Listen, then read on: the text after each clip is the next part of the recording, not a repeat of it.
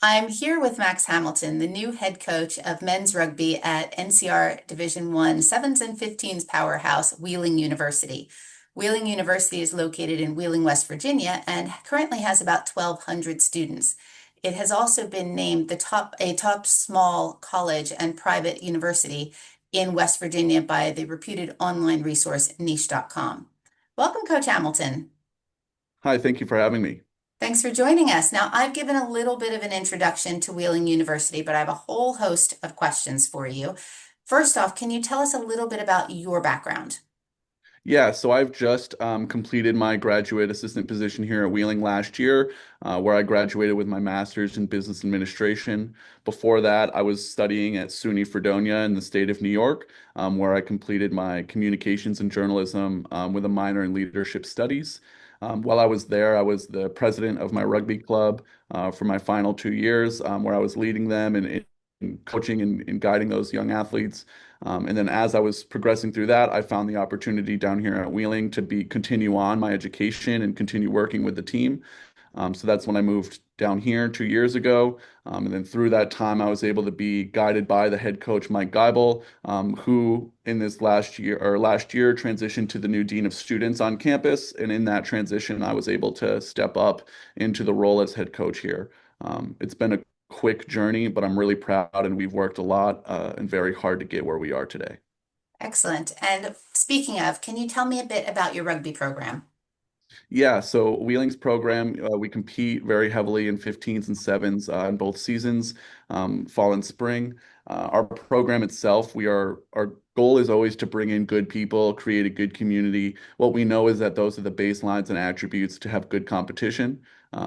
We want to win, right? That's our goal is let's go win as many championships as we can. While we're here, our goal is to also get you a diploma, get you guys the degree that you're chasing. So that way, when it's time for you to leave Wheeling, you're not just leaving sad that you are on your way out. It's that you're on to your next step and you're on to your journey.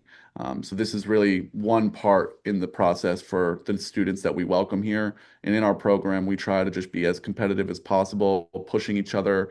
And our team itself builds a very strong bond when we do that and we do it properly. Excellent. It's always nice when your rugby team is your family. So, what division does your team play in, and have you won any recent honors? Yeah, so we play in NCR Division One. Our most recent rugby honors is the Sevens National Championship. We were able to win that for the second year in a row last year in the spring. We're looking to three-peat it this year in the spring as well. And last year we had our highest finish in 15s. We finished fourth in the country, and we're looking to beat that this year. We're looking to take a trip down to Houston. We want to go compete for a national championship. This team, I'm not worried when we make it to the championship round. I think that's the one round in any competition for Wheeling that we are the calmest in. But it's getting there. That's always the difficult part. And right now, our goal is let's win the semifinal because we know what happens when we do that. Great. So, tell me about your international players and their role on the team. Yeah, so I think, the international athletes that we bring in, it's the same as a domestic athlete, right? Your goal is to come here, play good rugby, and move on somewhere later on. A lot of these internationals that try to come here, their goal is to find professional rugby, whether it's staying in the United States and getting drafted or moving back home and playing for a professional team there. We do have some athletes that have been offered contracts and they've said, I want to get my degree first and then go back and revisit contracts with other teams. So that's always something that we invite, right? Because we offer a very high performance environment here. We are training 6 days a week, lightly training 6 days a week, right? We can't go all out every day, but we put the guys through a heavy program to make sure that we're constant. When we are constantly putting up good numbers and constantly finding progress, we know that we're moving in the right direction. So I would say the international athletes, the domestic athletes, everybody comes here with one goal. A lot of our international athletes, they find each other because of word of mouth. We do use some agencies, some domestic kids use agencies as well. But the internationals that come here, they come ready to learn. They've committed. And when I say committed, it's because they've bought the expensive plane ticket. They've bought a one-way ticket to move across the world. And when you find that level of commitment, you usually get a lot of buy-in. And that buy-in and level of focus is what helps helps us perform the way we do. And even with the domestic athletes, we don't have a lot of rugby being played in West Virginia. So the domestic athletes I do get, they are committing just the same. They are coming from California, coming from New York. So that level of distance, that really helps mentally when you get here. You have to lock in. You mentioned earlier that our team is our family. It's really easy to make that happen when you're a little bit secluded, when this is the only group of people you have for a whole semester while you're in school. Sure. And you started to talk about training. Could you tell me, first of all, when do your players arrive at the end of the summer for preseason, if you have a preseason? And also, what does a typical week look like for your players? Training, lifting, playing, all of that. Yeah. So right now we're in school. So I'll give you a week at a glance while we're in school. Our call date this year was August 8th. So August 8th, we started preseason, pre-camp. We moved in, and the first 2 days of move in were just orientation, getting comfortable, getting everything set. I could have trained those days, but I said, let's focus on the small things first. Let's get ourselves comfortable. Let's get the bedding we need. If we need to go to Walmart, let's go take those shops. Because we know that when we were focusing in preseason camp, we weren't going to have the time to go do that. So I wanted to make sure to give the guys that time early. As for a week at a glance, we will train. So right now we lift at 7 a.m. twice a week, Mondays and Thursdays. So we have an early morning lift twice a week. We call those our hard reset. So every Monday we have a hard reset, and every Thursday we have a hard reset. Why on Thursday? Because we usually travel Fridays and Saturdays we play. So if we miss school or anything on Friday, it's an excused absence we'll work out through the university because we're on the road. But that's why we try to have two really early morning lifts twice a week. So we'll lift Monday through Friday once a day for about an hour. And those lifts will be adapted weight room programs. So what I mean when I say that is as we get closer to game day, our weight room regime changes. So we will never just do the same thing every day in the weight room. It's never a copy and pasted weight room. One of my graduate assistants who works on it, and myself, we are really focused on making sure that we are preparing the team for what's happening at practice today. So if we're doing contact, we're going to do a lower level activation lift in the weight room, things like that. So that way, again, it's all building together and it's not just, hey, you're going to go, deadlift as much as you can today. That's never what I'm asking my team to do. There's a reason why we're doing the things in the weight room. And that changes as we go through the week purely because of our timeline with game day. We know game day is a high strenuous day on the body, so we have to do what we can to prepare you for it. And then when we have the game, then we have to decel from that. And that takes multiple days of work and planning. So I would say we hop in the pool once a week, usually Mondays for a rehab day. Monday afternoon, we'll be on the field. So we'll do a little bit of an individual day of training.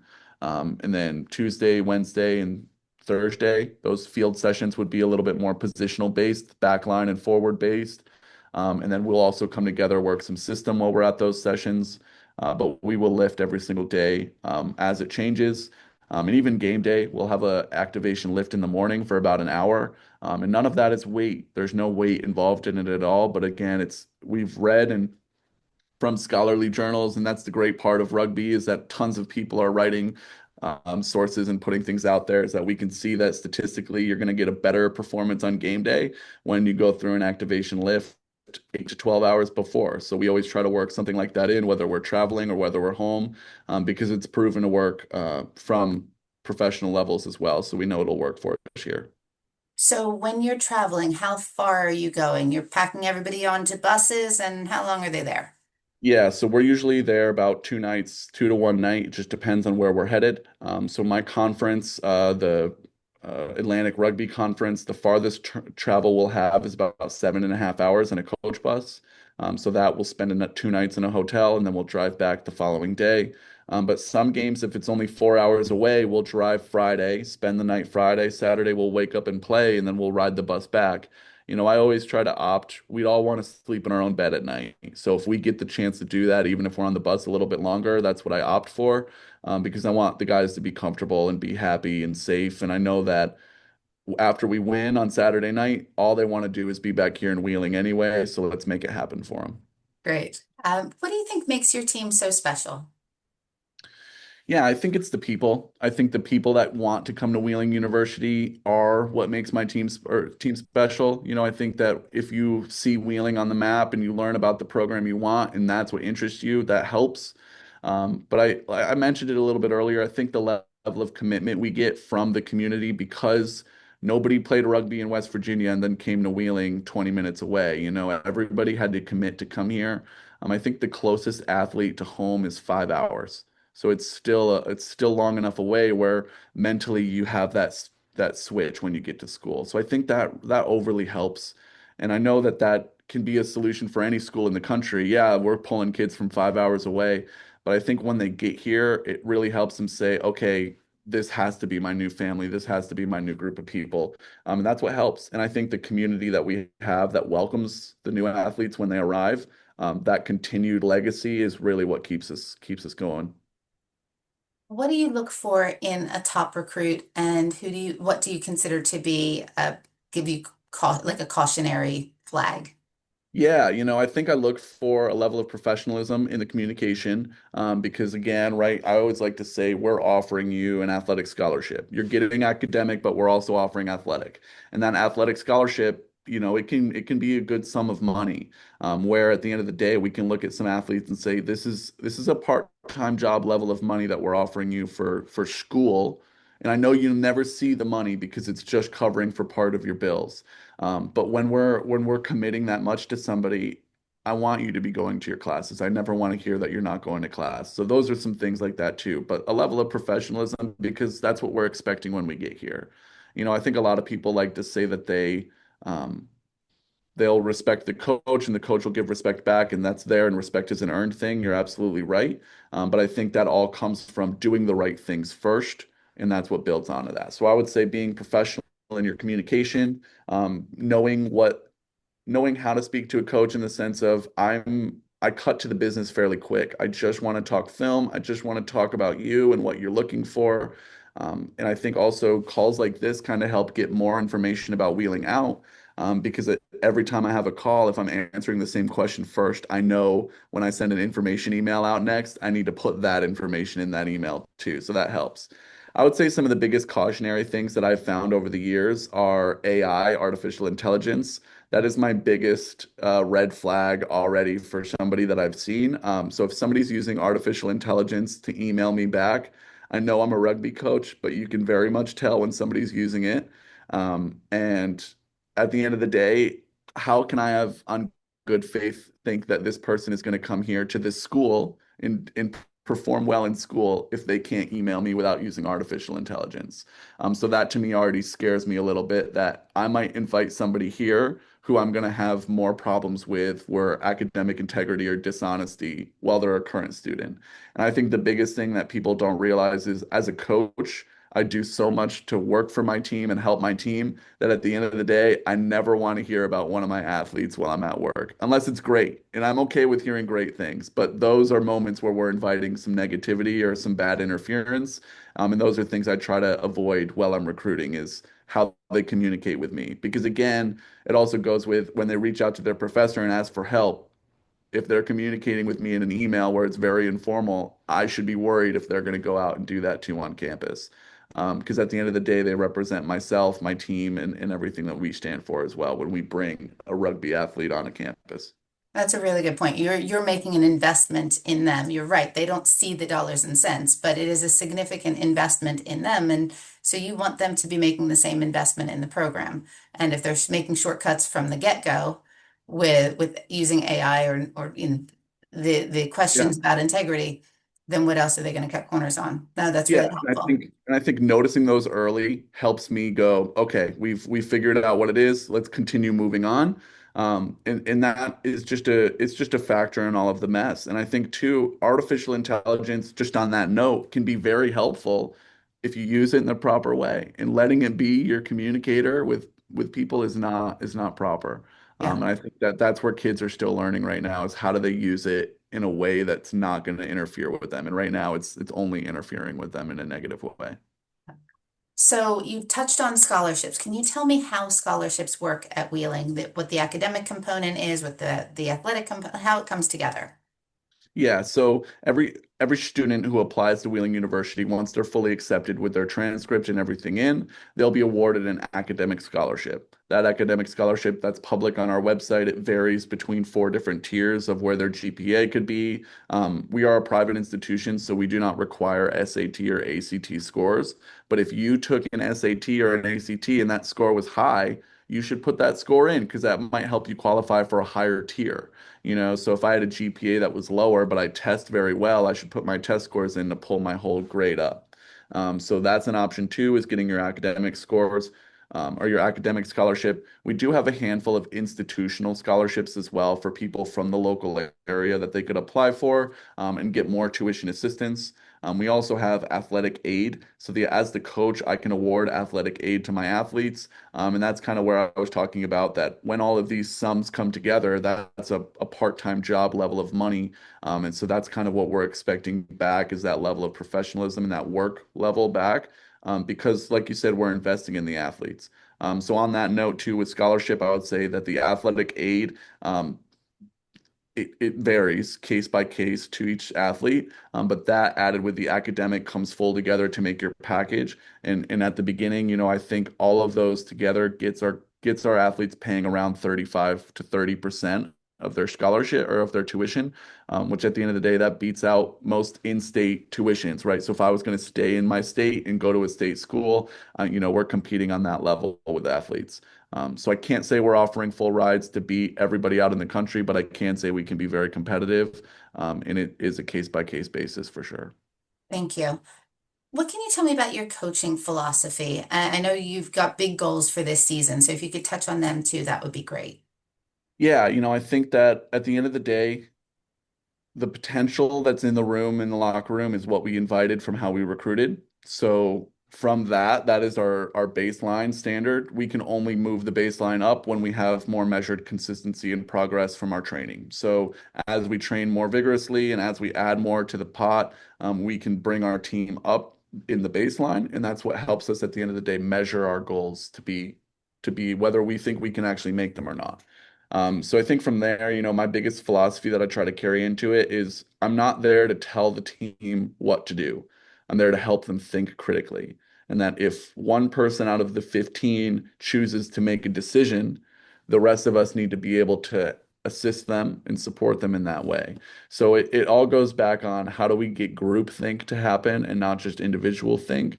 And then when groupthink is happening, how do we get critical thinking to also be engaged at the same time so we can actually work on what we've prepared, right? Because every team plays differently. So we do a ton of homework, coding through film, having our sessions with the team, one-on-one meetings. So we take all of that back into account. How do we get that to help you on game day? And that's really the biggest question every coach is going to ask is how do I influence you on game day to be better?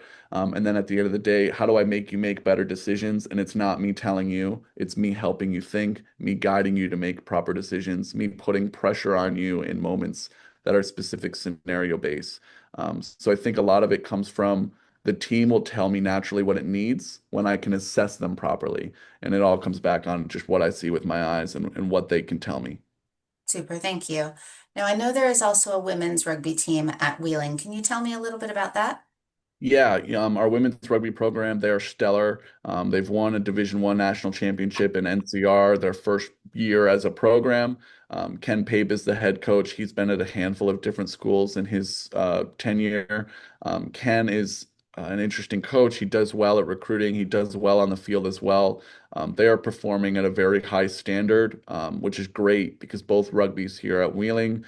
So if Wheeling, as you know, is a NCAA Division II school, but both of our rugby programs are in NCR Division One. So we push ourselves to the highest standard on campus. Both teams are looking at each other, trying to push each other as well too. Um, and they're training as much as we are, and it shows. They've won their national championship first year. It looks like they're about to go do it again. And I'm excited to see them. This weekend they play Navy at home, and I cannot wait to watch that match as well. That'll be great. Oh, fingers crossed. Academically speaking, what is Wheeling known for, and what else do you think makes the college notable or special?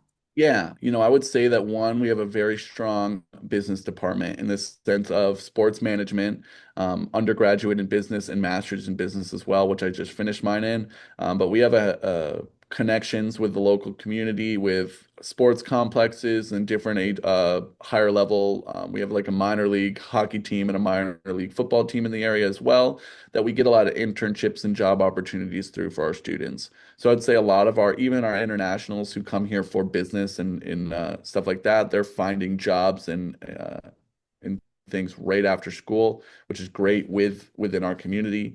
Um, I would say also our nursing program is fairly strong, working with WVU Medicine hand in hand. It's a competitive program to get into, but they do a lot within the community, and they are connected with a handful of different organizations as well. So medically wise there. We also have a doctorate in physical therapy program.